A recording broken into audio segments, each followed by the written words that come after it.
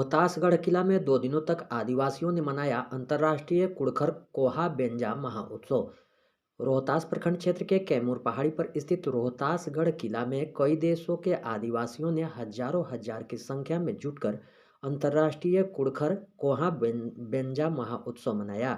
बताया गया कि इस महाउत्सव में बिहार, झारखंड, आसाम, छत्तीसगढ़, एमपी, यूपी, मेघालय सहित नेपाल, बांग्लादेश सहित कई जगहों के लोग जुटे थे, जिन्होंने रोहतासगढ़ को अपनी मातृभूमि बताया। वहीं मौजूद लोगों की टीम शोभा यात्रा के दौरान आदिवासी गीतों व ढोल मंजीरों के साथ झूमते किला परिसर के करम पेड़ की परिक्रमा करते हुए अपने पूर्वजों की समाधि स्थल पर पहुंचे पूजा अर्चना कर यात्रा का समापन किया। बताइए, जो अभी पर्व आप लोग मनाते हैं वो कौन सा पर्व है और किस समुदाय के लोग ज़्यादा मनाते हैं सर?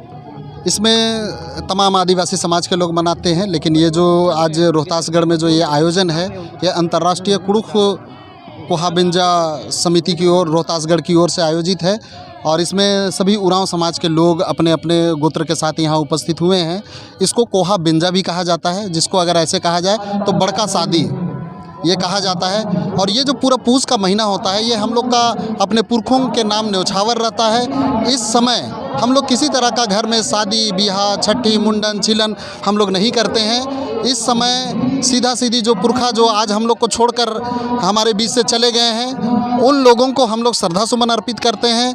जो मसना है, जो हड़गड़ी है, वहाँ जाते हैं और उनके लिए जो खाना पीना दाना जो है वो हम लोग लेकर जाते हैं और वहाँ हम लोग चढ़ाते हैं और उनका हम लोग ये पूरा महीना उन्हीं के नाम रहता है।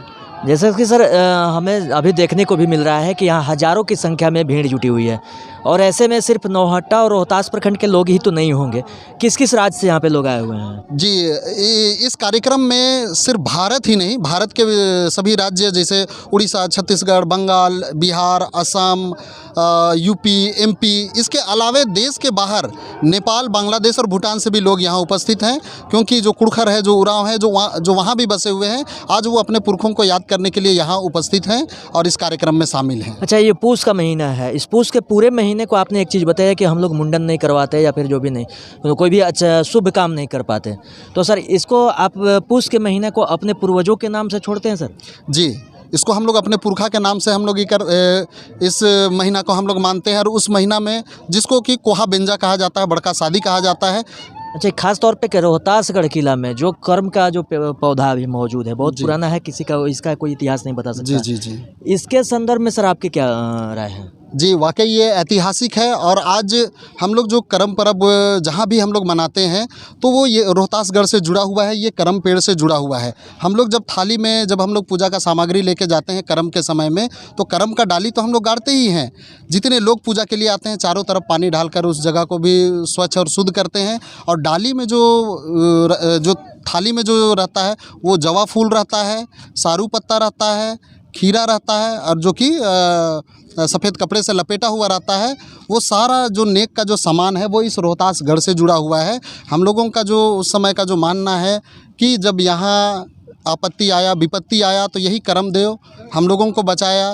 रानी जो प्रेग्नेंट थी, जो अपने सुरक्षा के लिए जब वो निकल रही थी, वो कहीं भाग नहीं पा रही थी, तो वो करमदेव को गोहराई, तो वो करम राजा जो है वो उनको ढक दिए, जिससे दुश्मन उनको नहीं देख पाए और वो अंदर सुरक्षित हो गई। और उसके बाद जब वो वहाँ दिया जलाती थी, तो जब रात होता था तो वो दिया का रोशनी बाहर ना जाए, इसलिए सारू पत्ता से ढकती थी, तो वो सारू पत्ता उसके साथ रहता है।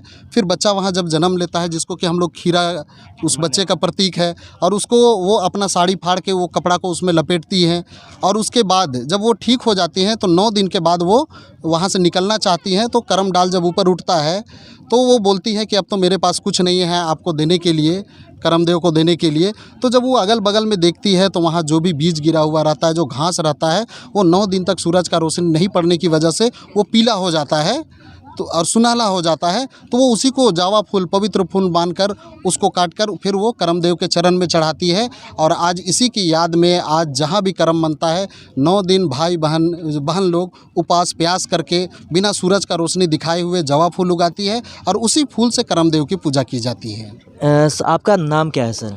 रवि तिग्गा, झारखंड प्रदेश अध्यक्ष, राजीपाड़ा सरना प्रार्थना सभा। कहाँ से सर आप हैं? झारखंड से।